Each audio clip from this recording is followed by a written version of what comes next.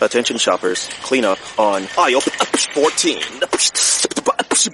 Clean up on aisle 14. Someone dropped a jar of pickles. Pickles. Kosher pickles. Beatboxing at a big box store. Surprising. What's not surprising? How much you could save by switching to Geico. A red minivan has the lights on in the parking lot. Geico. 15 minutes could save you 15% or more. Geico. This is the Stephen A. Smith Show podcast. I'm Stephen A.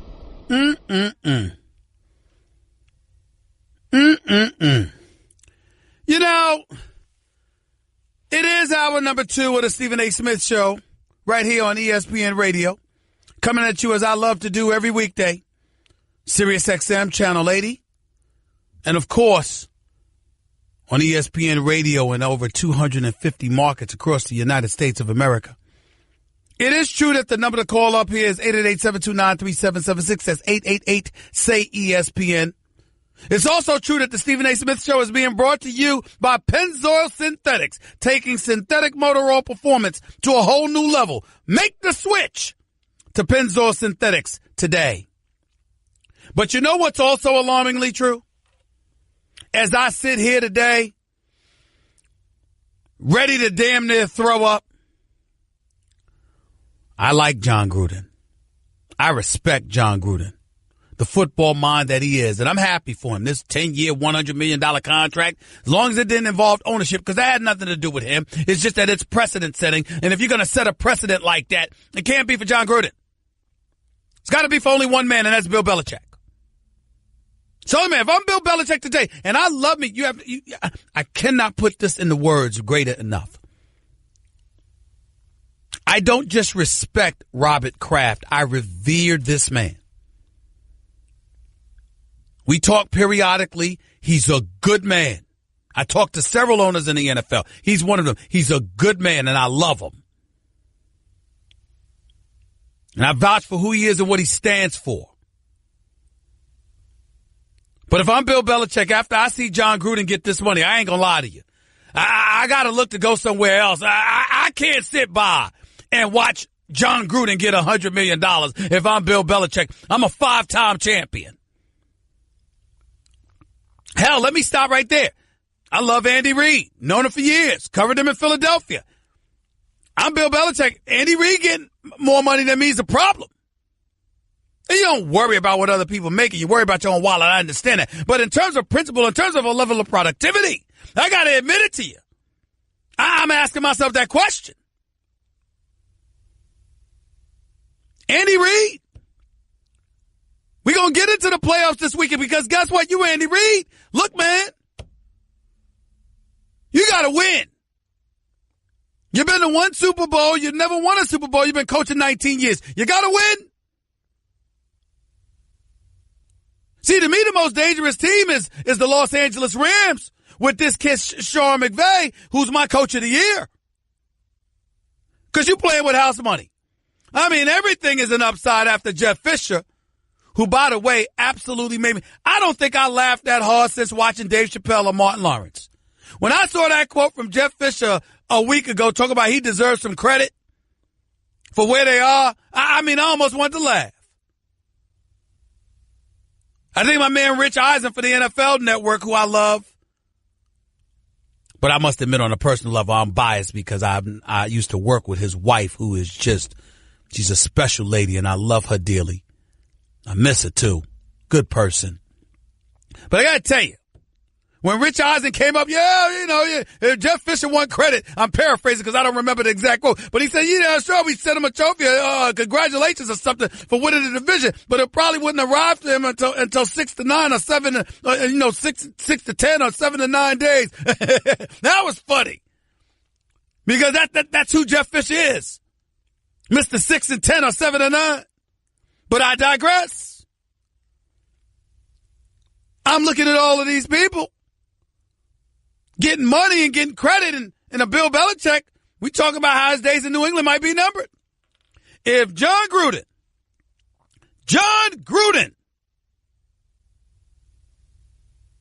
gets 10 years and $100 million, what is Bill Belichick worth? John Gruden, congratulations. I'm happy for you. Wish you nothing but the best. I think he'll eventually win a Super Bowl with Derek Carr. I really do. Eventually. But I got to ask this question again. If John Gruden is worth 10 years, $100 million, what is Bill Belichick worth?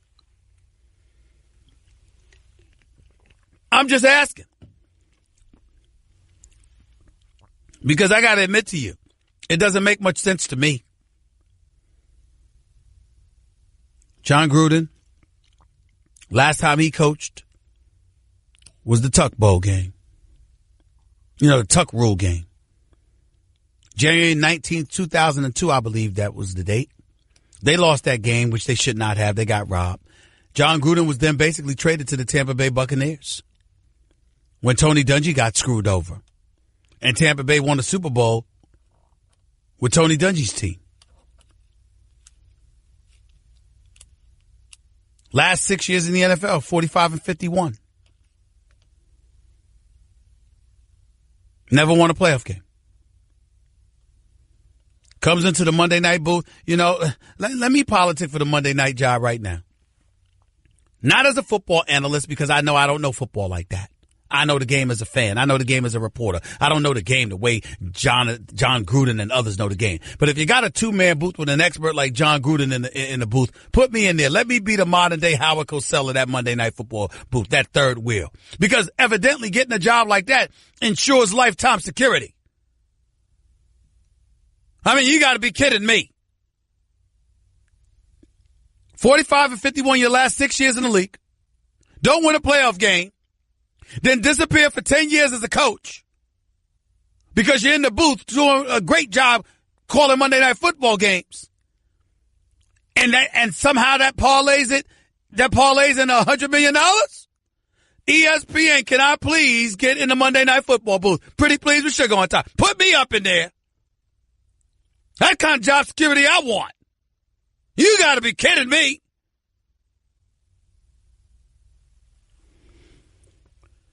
Eight 729-3776. That's 888-SAY-ESPN. Let's go to the calls.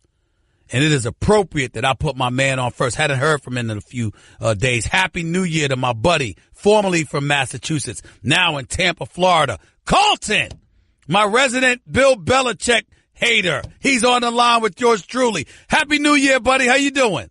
Happy New Year to you, Stephen A. You changed your number. I was calling the old number there for a while. Yeah, don't worry. You got it now. They went it from, 866 to 888. So it's 888-729-3776 now, as you well know. But Carlton, the floor is yours, buddy. Take it away. Let me tell you what's going on here. The evil Bill Belichick wanted Tom Brady to walk the plank. And the owner of the ship, Robert Kraft, intervened, and Bill Belichick is setting the ship on fire because he's going to say goodbye after this year, okay? This is the Bill Belichick who is 18-19 as a head coach of the New England Patriots without Tom Brady. He's got a losing record when Tom Brady hasn't started for him.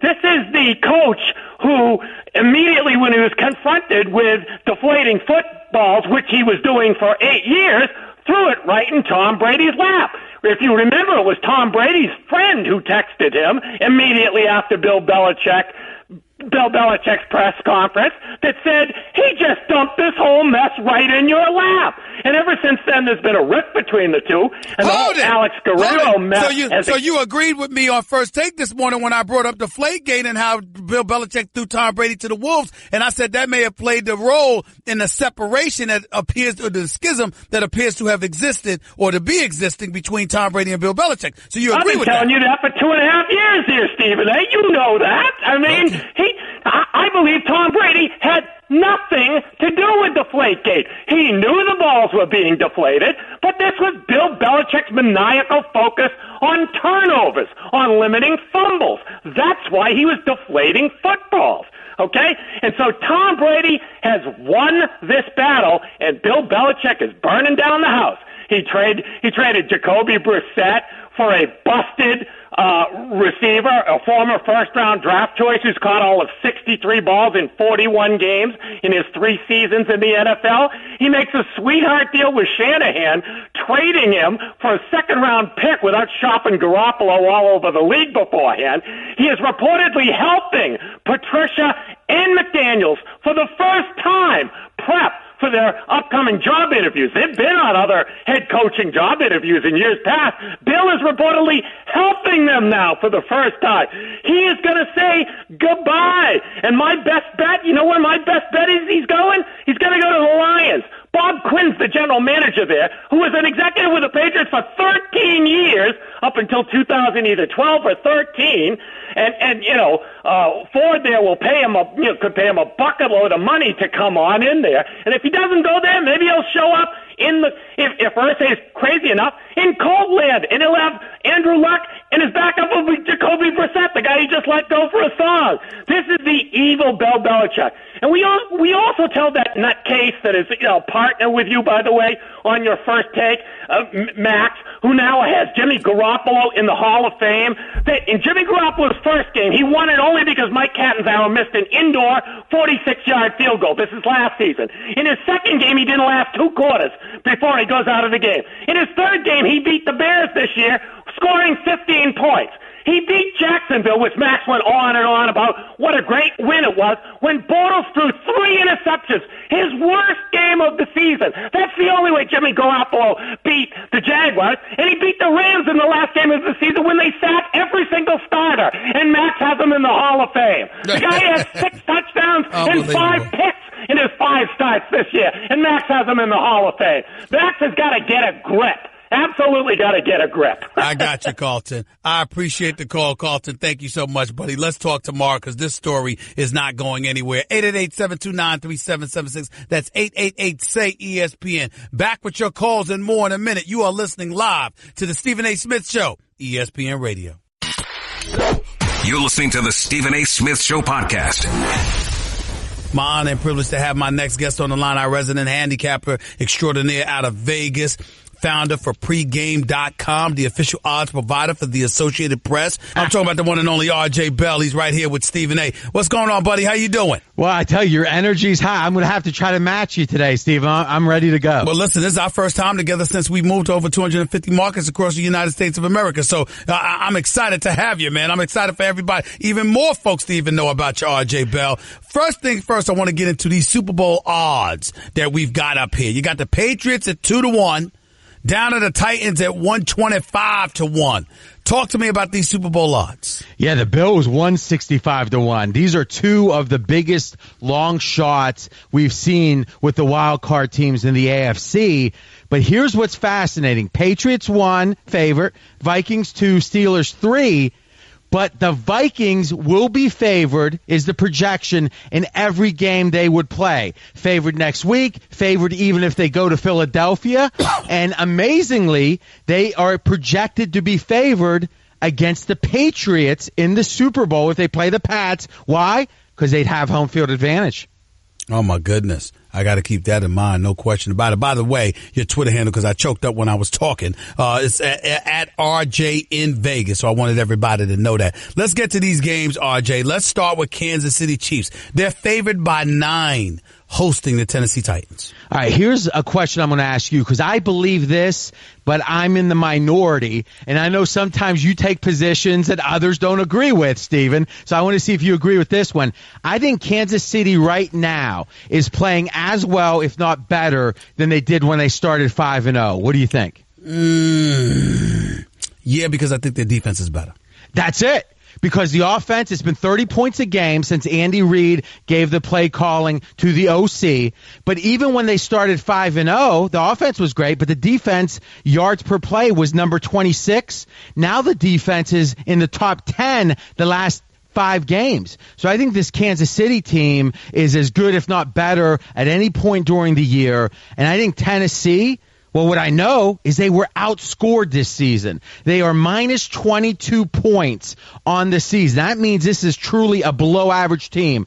Mariota, he has more interceptions than touchdowns this season. There's only 3 other quarterbacks in the league. I don't typically like laying a big number, but I'm going to lean towards the Chiefs here. I think they're rolling, and I think Tennessee does not belong in the playoffs. Big game right here. The Los Angeles Rams, favored by 6.5, hosting the reigning NFC champion Atlanta Falcons. Best bet of the weekend, Atlanta Falcons plus the points. Falcons have received more professional betting action than any team this season, and here's why. Their stats are so much better than the scoreboard. And whenever a team's stats are better than the scoreboard, the pros trust the stats. Because over the course of a season, you've got 1,000+ plays, but you've only got 16 wins or losses. So sometimes a team is over or underrated, and the wise guys really believe the Falcons are better than their record. And I know there's all kind of talk about Jared Goff and how good he is. Check this out. Across the entire game, he completes 62% of his passes, Goff, and 8 yards per attempt. Every time he drops back, 8 yards on average per attempt.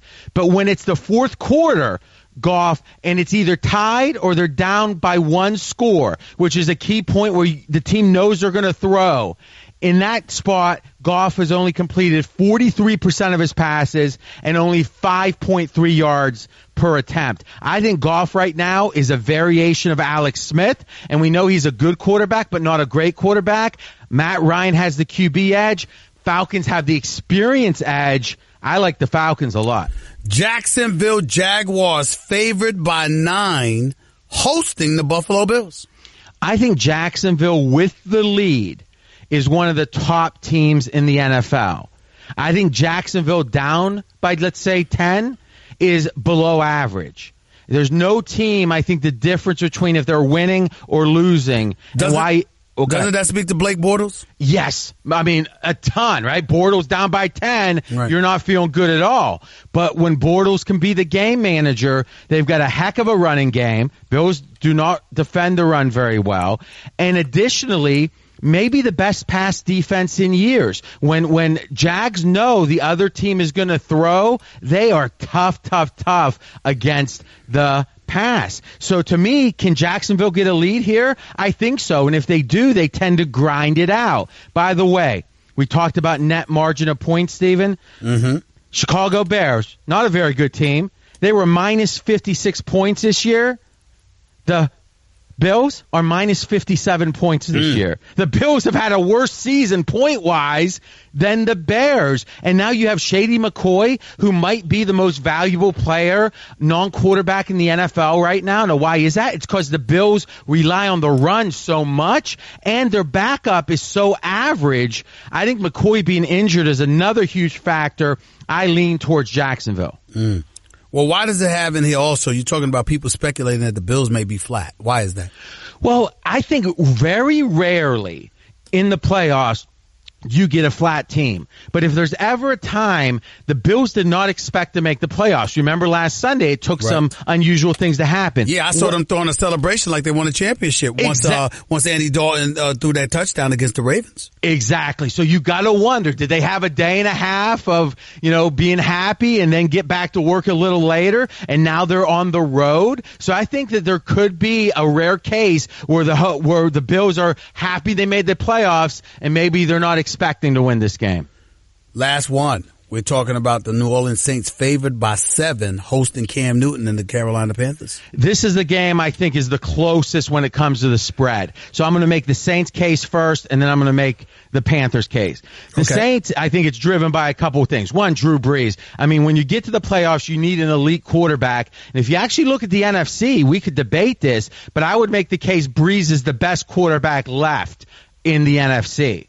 So if that's the case, obviously positive. Also, home field advantage. When the Saints are at home and they have a winning record, they're 19-4 against the spread. Because when they win, the crowd really gets into it. And in that dome, that's great for the Saints. Here's why, though, I like the Panthers, and it's both sides. Because I think Carolina is going to be able to run the ball. If you look at the Saints defense, they're number 23 against the run, number 5 against the pass. And Carolina in the second half of the year has been running so much. If you look at Cam Newton's passing, last 9 games, he's thrown for over 185 yards. Now that's not a lot of yards. Over 185, only twice in the last 9 games. So on one hand, I think Carolina is going to be able to run a little bit, but I also think the Saints are really good at home. I'm passing this game. With that being said, let me transition to college football because we got a national championship game taking place in Atlanta Monday night. It would be the Georgia Bulldogs versus Roll Tide, Alabama, -3.5 versus Georgia for this game. Talk to me about this one. This might be the stat of the season. Go back to 2009. Think about Tim Tebow, way back in 2009, played in the SEC championship game against Alabama. Mm-hmm. Florida was favored in that game. Since 2009 December, there's been 111 games that Alabama's played, counting this game. They've been an underdog once. One time since 2009. Wow. Bama is we talk about Woody Hayes. We talk about, the old school great coaches. You got to say Saban has been more impressive than any of them, really. You got Bama favored again. I actually lean Georgia here because there's a linebacker for Alabama, Jennings. He's been healthy all year. He's one of their key defensive players. He's out. Bama's down a couple of linebackers anyway. I think Georgia probably runs the ball. If I had to pick who's going to win the game, it'd be Bama, but give me 3.5, I would lean Georgia. Why would you say you'd pick Bama to win this game? Because Nick Saban, against his assistant coaches, is undefeated. Right. 11-0 straight up. And whenever you have two guys, strategists that know each other, I always want the strategist that's superior because he's going to know how to exploit his knowledge better than the other guy. And I don't think anyone can exploit knowledge better than Saban. RJ Bell, founder for pregame.com, official odds provider for the Associated Press. His Twitter handle is at RJ in Vegas. Live right here with Stephen A on ESPN Radio. Appreciate you, buddy. Thanks a lot. Enjoy the weekend of football games. Hey, congrats on the show, Grown Stephen. You deserve it. Thank you. Thanks a lot, buddy. Guess what? You're in the middle of the Stephen A. Smith Show podcast. Damn it, I mean it! 888-729-3776 is always the number to call. That's 888-SAY-ESPN. Let's go back to the phones. Let's go to Gary in Long Island. You're live with Stephen A. What's up? Stephen A., how are you today? I'm doing all right. Love listening to your show. Thank you, sir. What I have is Belichick and Brady. Obviously, they're both, great players, coaches. But how much of their success is actually due to bending the rules, stretching the rules, cheating? Josh McDaniels goes to Denver. He gets fired. Right. Eric Mangini has, someone caught videotaping. How far do you think that this really goes? What's the chance that the locker rooms are bugged or being videotaped or the coaches' headsets are tapped into? That's funny. That's funny. That's funny. I will say this to you, okay? Here's my thing. Let me respond to that with this question, okay? Are you listening to this? Yes, sir. Since 2001, they have 1, 2, 3, 4, 5 Super Bowl titles. They have 1, 2, 3, 4, 5, 6, 7 Super Bowl appearances. Okay? My question to you would be, and it's probably about 9 to 10 AFC championship games. My question to you would be, why hasn't anybody else been doing it? That's a very good question. Because think about it. You would have a great point if it was 1 or 2 years or whatever. If they've been doing something for since 2001, I'm asking the question, why the hell haven't y'all?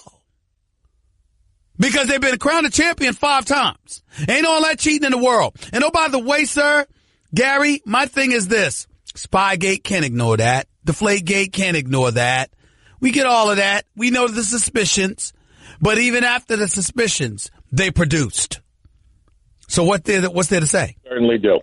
They most certainly do. Yeah, basically you got me there. Why haven't other coaches looked into, dissecting every rule? Yeah. It was a few years ago. Yeah. I forgot what it was on the field where Belichick had the rule down to the finite points. That's where right. they couldn't get him with it.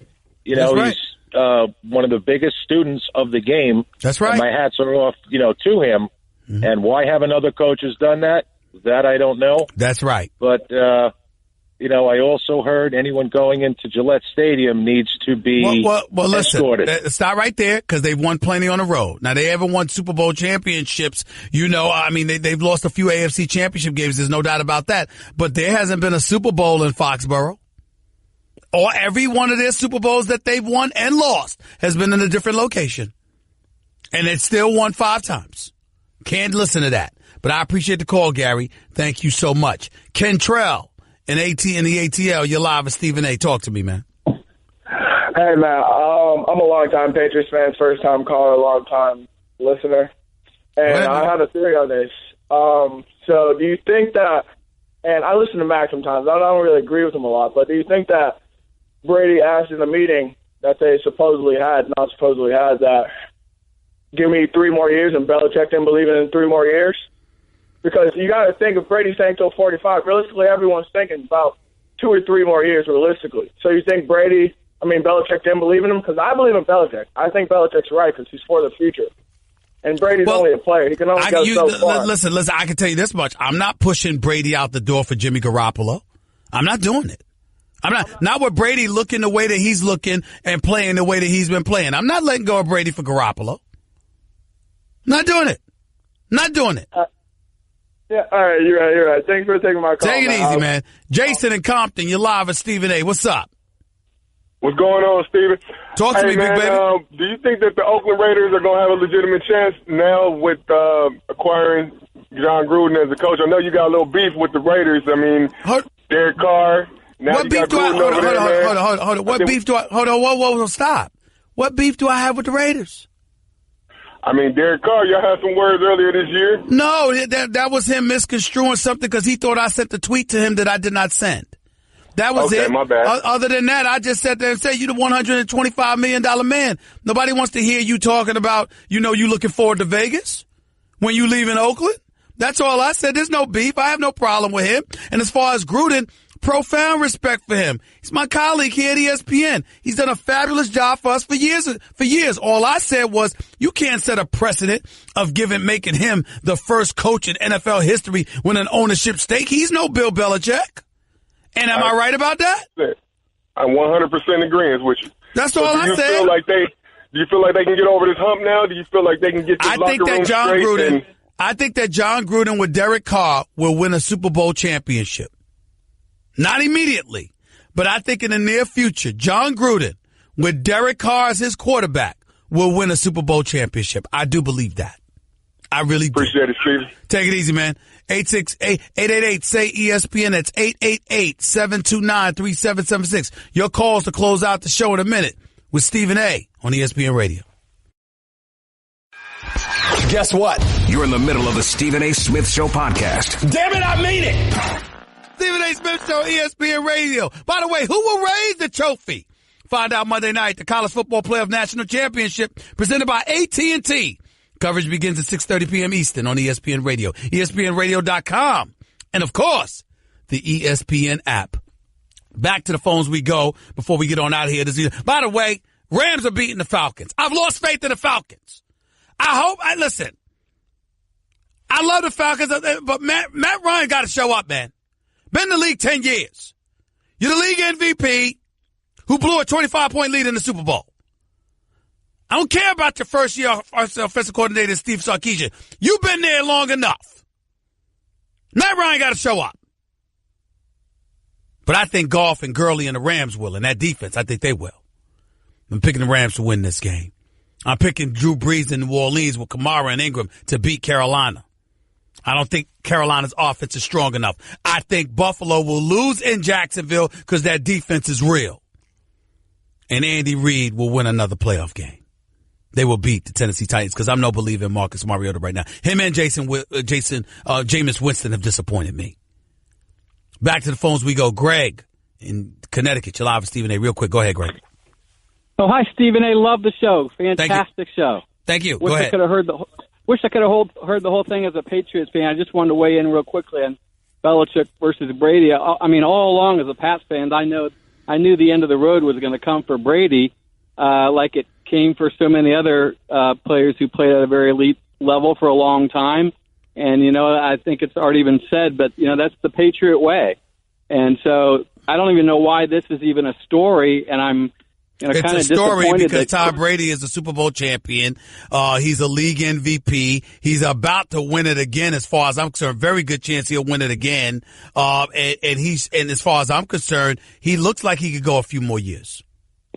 Yeah, I agree with you about that, but I still think that, when Brady's gone, I sure hope that Belichick's still there for a long time and still just plugging and playing. I don't think Belichick's going to be there. Players. Listen, John Gruden just signed 10 years, $100 million. There's going to be a Tuesday press conference introducing him as the new coach for the Oakland Raiders. And by the way, John Gruden's $100 million guaranteed contract, that's more than any player in the NFL, including Matthew Stafford, whose contract guarantees him about $92 million. Ain't that something?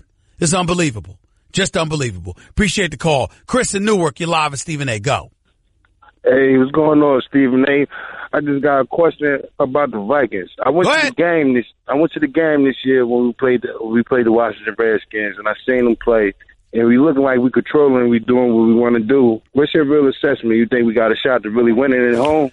Y'all got a shot because I think you're better at home than on the road. Case Keenum has looked good this year. I can't knock him for that. I still don't believe in him, but he has looked good. He's thrown for 3,500 yards this year and just 7 interceptions. I got to give props where it's due, but I'd feel a lot better about y'all had it not been for Dalvin Cook going down. If Dalvin Cook were healthy, I would feel a lot better about y'all. But because he's not, that's why you got your coach lying about who the quarterback's going to be. 1 minute it's Bridgewater, another minute it's Bradford, when we all know it's going to be Keenum. But in the end, what it comes down to is this.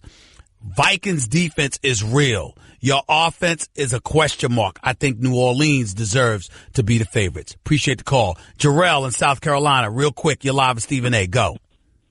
Hey, how you doing, Stephen A? All right. Go ahead. Hurry up. Go ahead, buddy. I'm sorry. The Steelers signing Stephen Ridley. That's flying under the radar. Good point. Good point about that. Good pickup, but in the end, to me, it comes down to New England. I think that the Steelers should have their way with everybody else back in Heinz Field. The question is, what's going to happen when you end up going to Foxborough for the AFC Championship game?